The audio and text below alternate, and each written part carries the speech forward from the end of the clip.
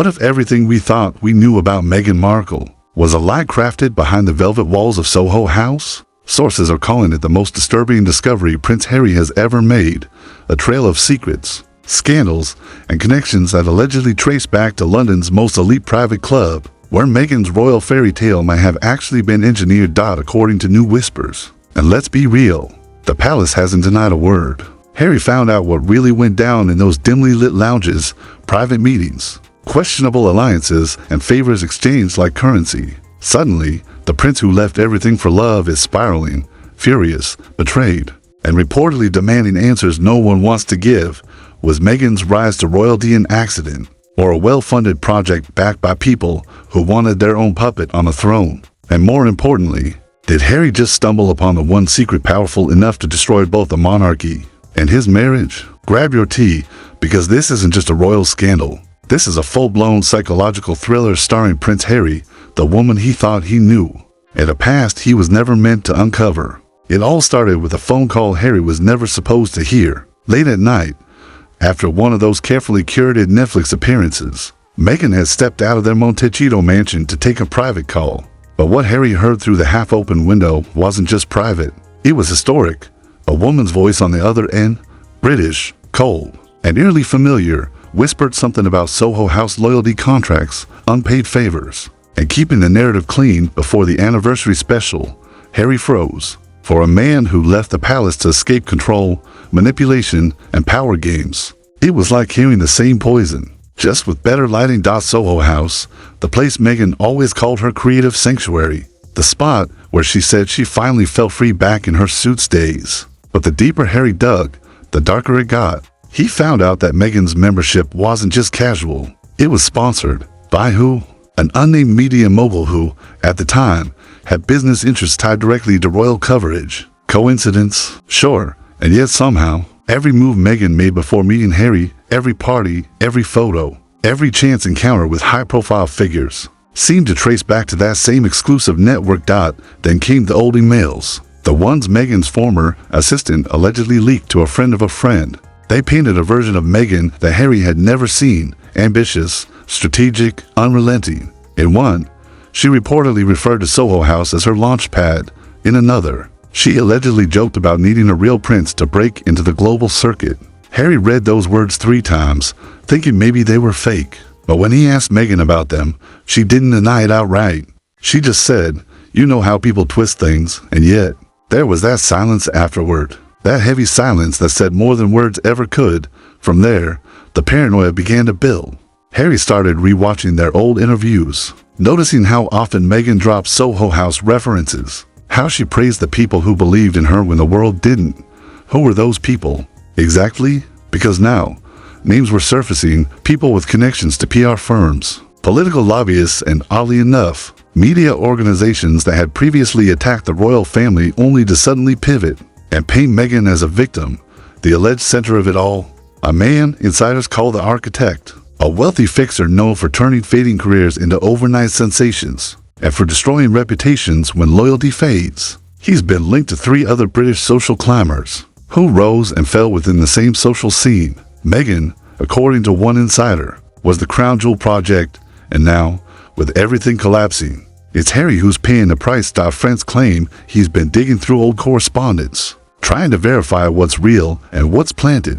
Rumor has it, he even reached out to a former Soho House manager who mysteriously disappeared from the public. After refusing to comment on Meghan's membership history. The tabloids, of course, have gone wild, some calling this a revenge of the elites, others framing it as Harry's awakening. Social media is torn. One side says Harry's losing it, haunted by conspiracy. The other says he's finally waking up from the fairy tale. Either way, the tension in Montecito is reportedly unbearable.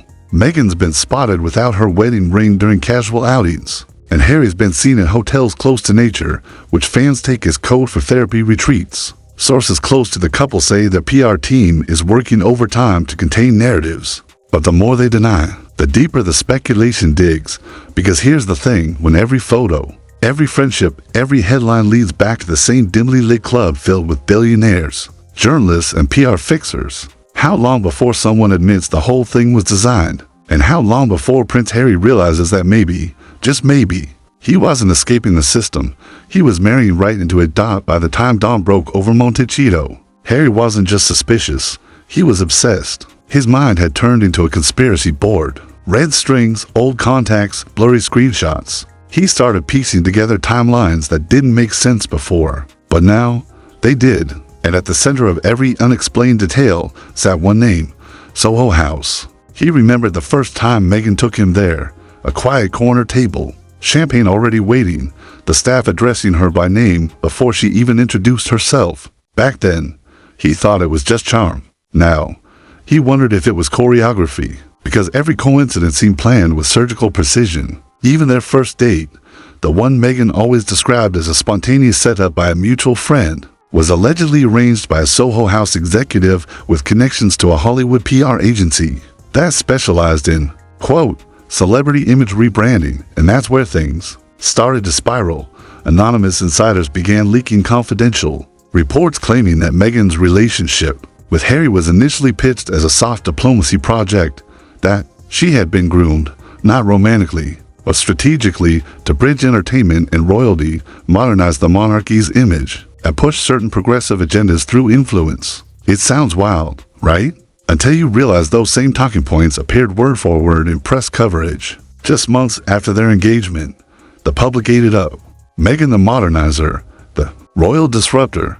It was a brand, and brands don't build themselves. Then came the alleged Soho files, a set of documents supposedly smuggled out by a former club accountant. In them were names, politicians, producers, media executives, and next to each, handwritten notes detailing personal investments, narrative control, and press leverage. One name, highlighted in red, read M. Markle. The file didn't say what the investments were, but next to it, scrawled in shorthand, were two words, royal access. When those leaks hit the internet, everything exploded. TikTok sleuths started connecting dots that mainstream outlets ignored, from Meghan's early appearances at Soho House sponsored galas to her friendships with figures who mysteriously vanished from public life once she joined the royal circle. Meanwhile, Harry's own circle was falling apart. Former royal aides, once loyal to him, started ghosting. His calls to old family contacts went unanswered. A source close to one of his cousins claimed, Harry's digging in places that powerful people don't want disturbed. He thinks he's freeing himself, but he's walking into a trap, and yet, Harry couldn't stop. He reportedly flew to London under the radar, using an alias, to meet with a journalist who'd been investigating Soho House's ties to the entertainment elite. That meeting, insiders claim, lasted 6 hours. The journalist left shaking, pale, and refused to speak on record afterward. A week later, his social media accounts were wiped clean out by the time Harry returned to California. He wasn't just paranoid. He was terrified. He started noticing unfamiliar cars parked outside their home, odd clicks on phone calls, and sudden network errors whenever he tried to reach out to old friends. Meghan dismissed it as stress, but then, one morning, his private laptop vanished. The security team said it was misplaced during cleaning, but Harry wasn't buying it. That laptop, according to whispers, held every note, every screenshot, every timeline of what he'd uncovered, including rumored links between Soho House donors and political campaigns that benefited from royal endorsements. That's when Harry allegedly lost it. A leaked voicemail surfaced online. Harry's voice, furious, saying, "You knew what this was. You knew who they were." Whether it was authentic or edited, no one could confirm. But within hours, hashtag Soho Secrets and hashtag Meghan Files were trending worldwide. Public reaction split instantly. Some said Harry had fallen into a delusional spiral. Others argued he was finally exposing the shadow monarchy, the real power that runs Britain from behind the curtains of old money and modern media. And then came the strangest twist yet. Meghan's former Soho House confidant, a woman known only as Clara, suddenly broke her silence. In a now-deleted podcast episode, she claimed Meghan had made promises to certain people before marrying Harry. She thought she could outsmart them, Clara said. But you don't walk away from those kinds of people. Not without consequences. The episode vanished within hours. The host's account went dark, but not before someone clipped a 10-second audio snippet. Soho House isn't a club. It's a pipeline. A pipeline to what, though?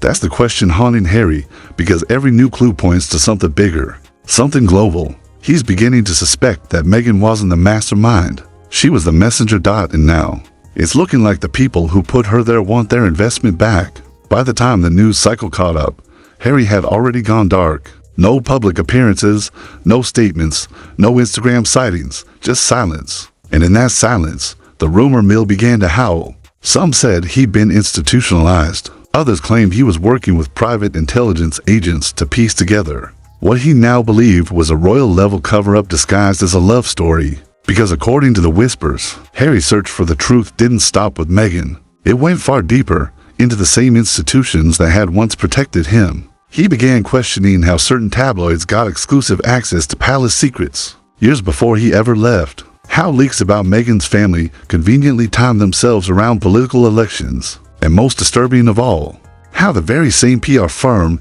that handled Soho House's public image also represented the royal household at one point. Coincidence? Please. In Harry's mind, this was no accident. This was an ecosystem, a self-feeding loop of power, perception, and profit. He reportedly reached out to his old friend from the military, someone trained in data security, to trace the origins of the leaked Soho files. What they allegedly found shook him. Buried metadata in those files linked them back to a private communication server, registered under a shell company in the Cayman Islands. Guess who had shares in that company? A board member who once financed the Netflix royal documentary project. You couldn't script irony this sharp if you tried. Meanwhile, Meghan was playing her own PR chess, smiling at charity galas, appearing unfazed. Her stylist leaking post-drama glow photos to gossip magazines. But insiders claimed the atmosphere at home was unbearable. Harry wanted transparency. Meghan wanted silence. She told friends he was falling into conspiracy TikTok territory. He told friends she was still taking calls from people who run it. Then came the alleged royal intervention. Reports surfaced that a senior palace figure quietly contacted Harry, offering him help if he would stop chasing shadows. Harry refused. He told them, "You can't ask me to ignore what I've seen." A week later, a security breach was reported at their Montecito estate, but nothing was stolen this time. Just moved. Files, cameras, backups all shifted slightly, as if someone wanted to remind him, "We can reach you." And that's when everything flipped. A mysterious account posted a 30-second video titled The Soho Truth. It showed grainy footage from inside a London lounge, indistinct faces, expensive suits, champagne flutes clinking. In the background, a woman's voice that sounded eerily like Meghan said, "You can't build an empire without a little illusion." Within hours, the video was taken down. The uploader vanished, but not before racking up 3 million views and triggering the biggest media storm since Megxit. Theories multiplied overnight. Some said the clip was AI generated. Others swore it was authentic, captured by a disgruntled staffer years ago. Every network ran it in slow motion, zooming, enhancing, debating. But the damage was done.